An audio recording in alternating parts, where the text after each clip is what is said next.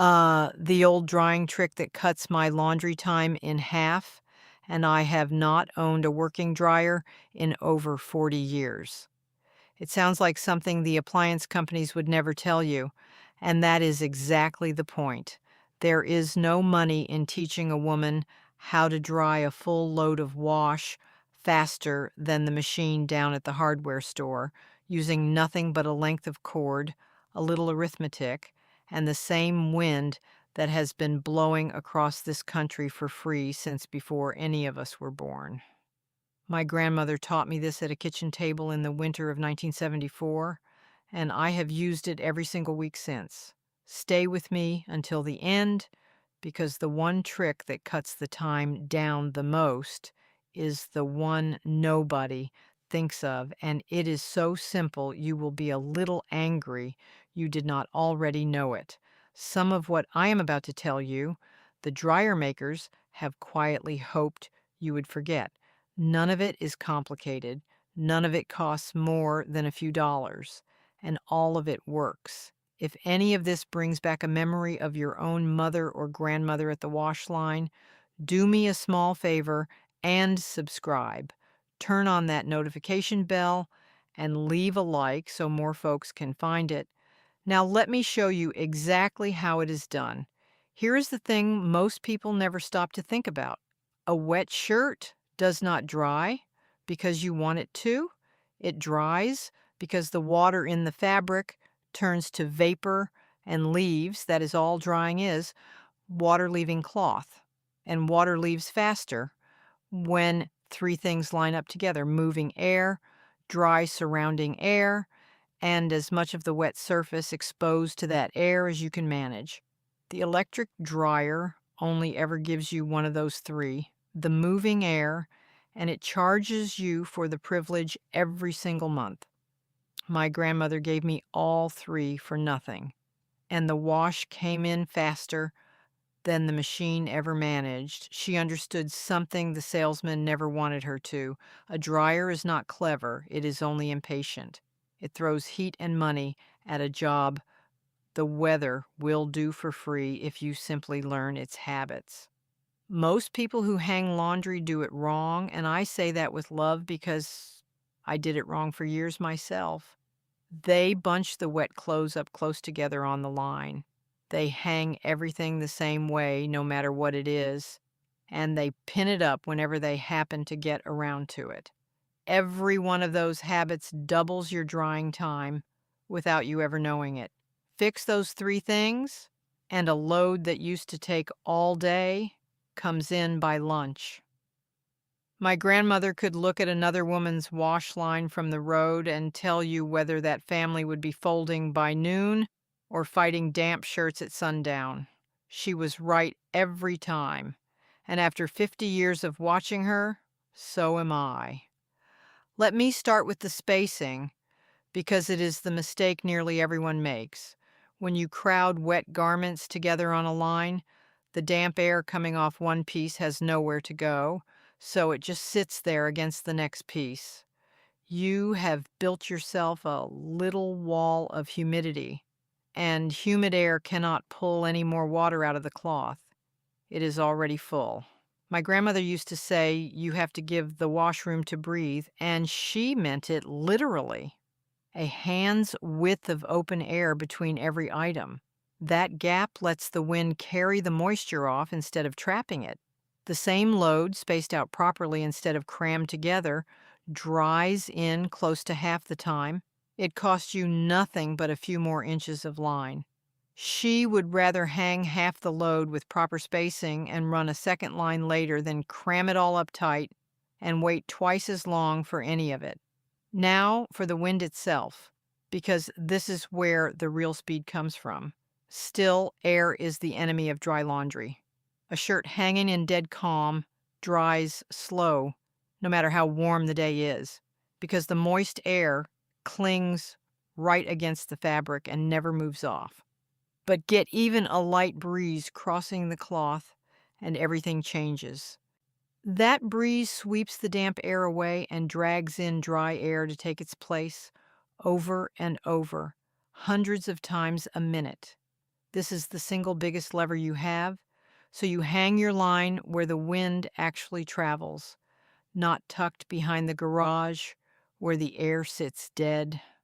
Out in the open, running the same direction the breeze tends to blow, so the wind moves along the whole line instead of hitting it flat.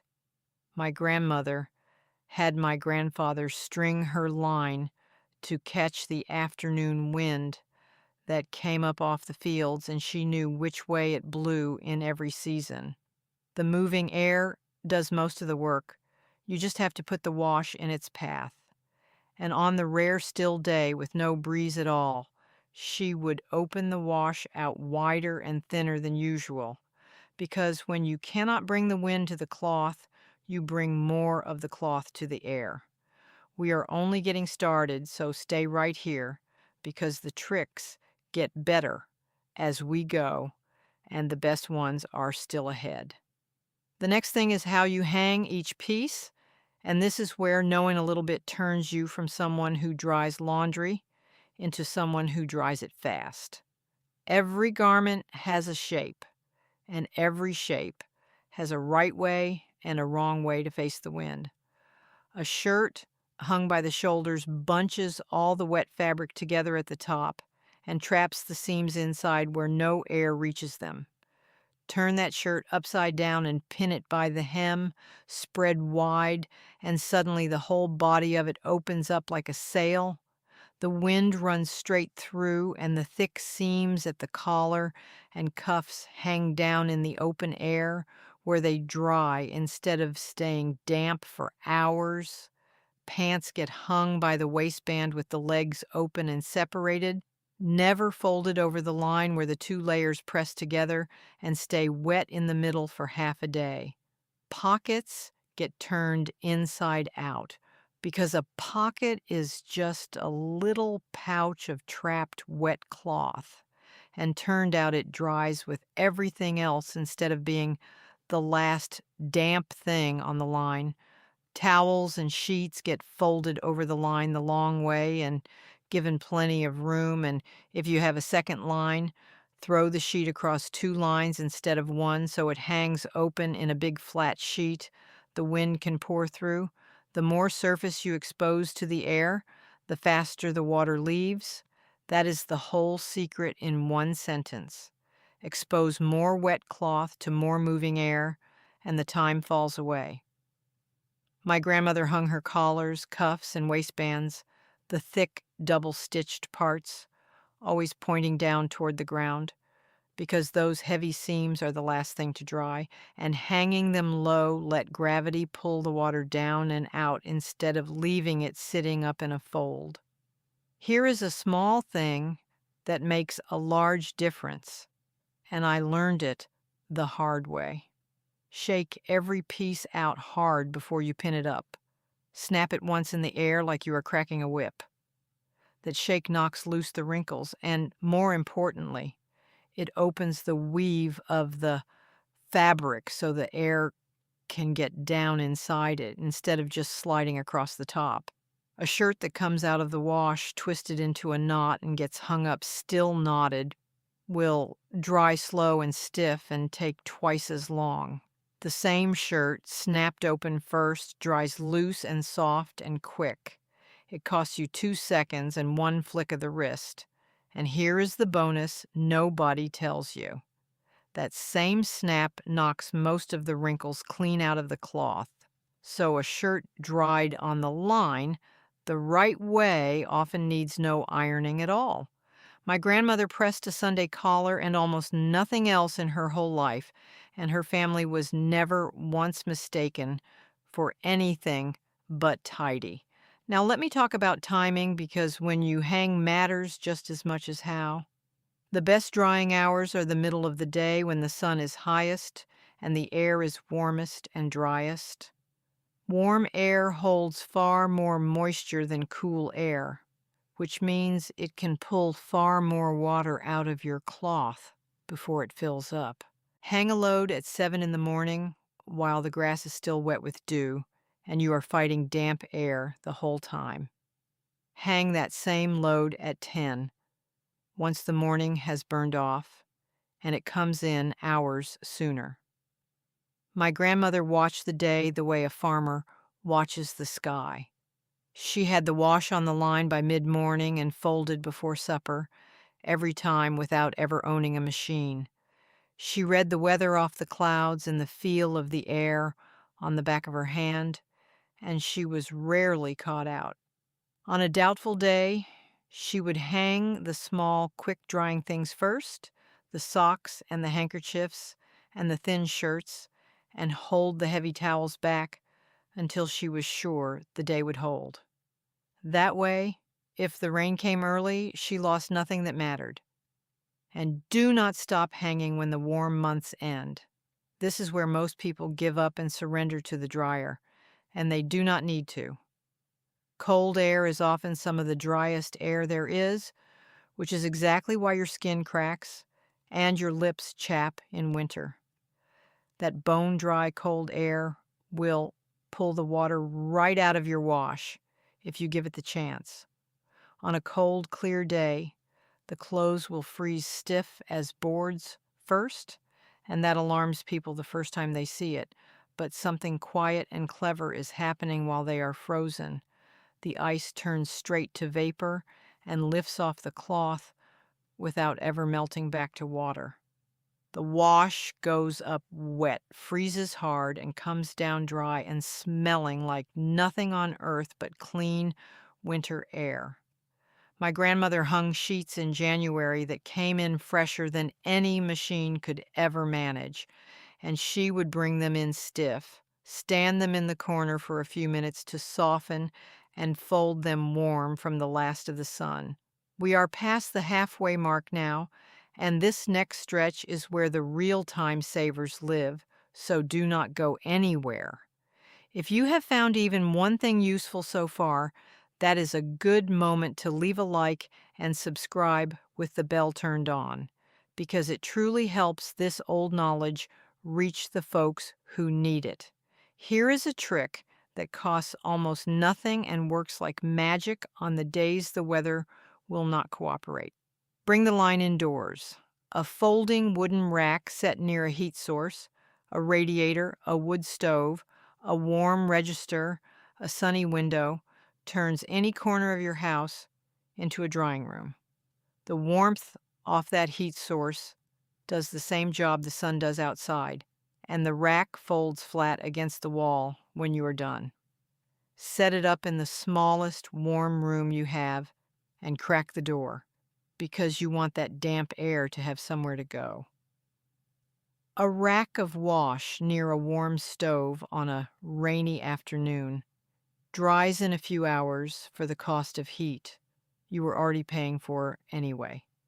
In winter, it gives you a little bonus because the moisture coming off the clothes puts humidity back into the dry indoor air that the furnace has been sucking out, and your throat and your skin will thank you for it. My grandmother kept a wooden rack by the kitchen stove all winter long, and that corner of the room stayed soft and easy to breathe in while the rest of the house went dry as a bone. She got clean clothes and comfortable air out of the same heat and paid for neither one twice. Now, the biggest time saver of all, the one I promised you at the very start, and it is so simple you will hardly believe it. Spin the water out twice. Before your wash ever gets near a line or a rack, the single most important thing you can do is get as much water out of it as possible while it is still in the machine.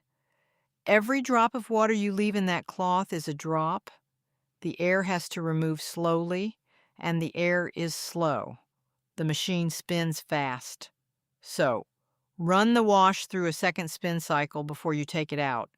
Just the spin, no water. That extra spin flings out water the first cycle left behind, and cloth that comes off a double spin is far drier going onto the line than cloth that only spun once. It is the difference between hanging up a soaked shirt and hanging up a merely damp one, and a damp shirt dries in a fraction of the time. This one costs you a few minutes of the machine already sitting in your laundry room, and it cuts the drying time more than any other single thing on this whole list. My grandmother did the same thing by hand with a wringer, running each piece through twice, and she swore by it for 50 years.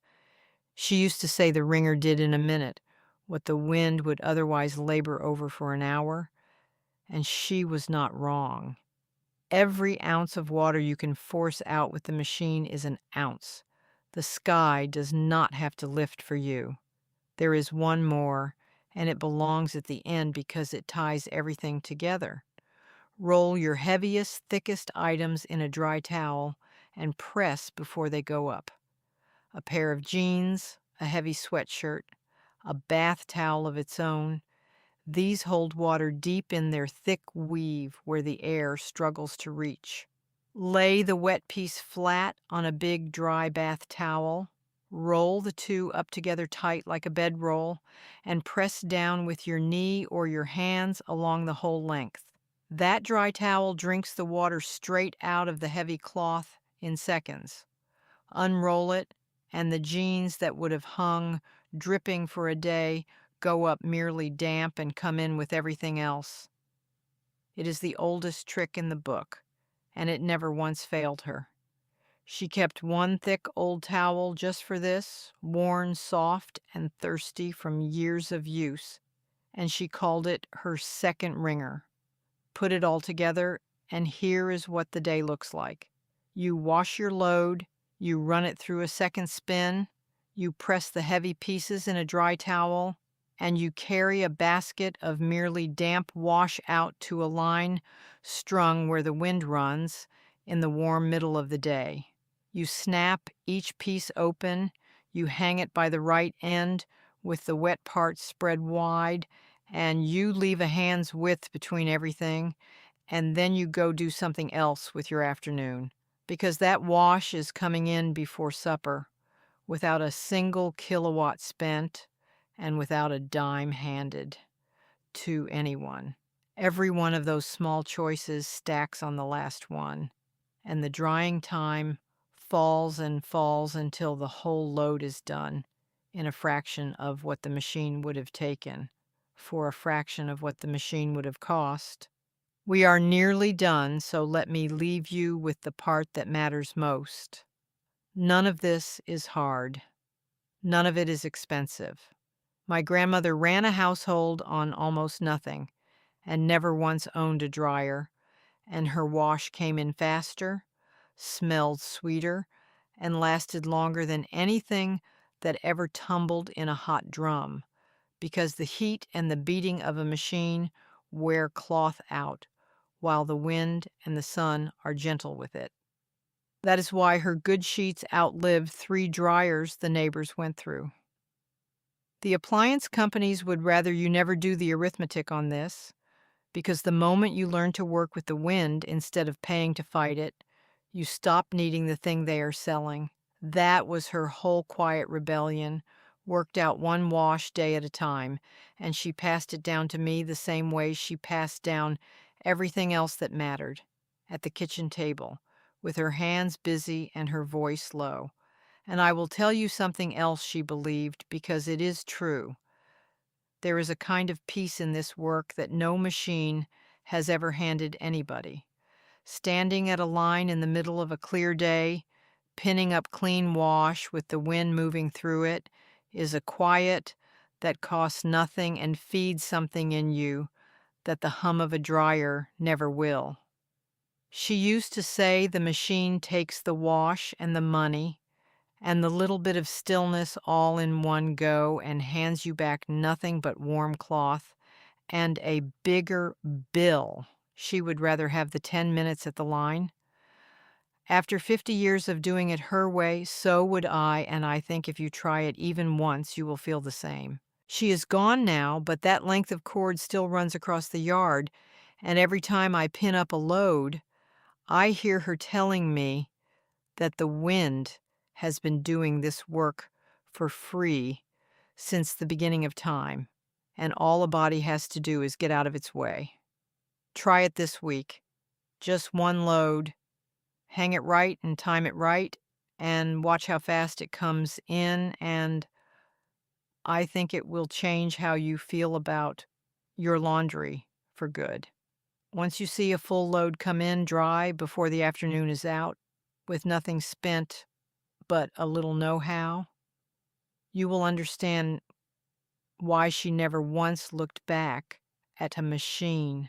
And once you understand that, you have got something they can never sell you and never take away. The same thing she handed me across that kitchen table all those winters ago. If this helped you or reminded you of someone you loved standing at a wash line, please subscribe. Turn on the notification bell so you do not miss the next one, and leave a like on your way out. It means more than you know, and it helps this old wisdom find the people still looking for it.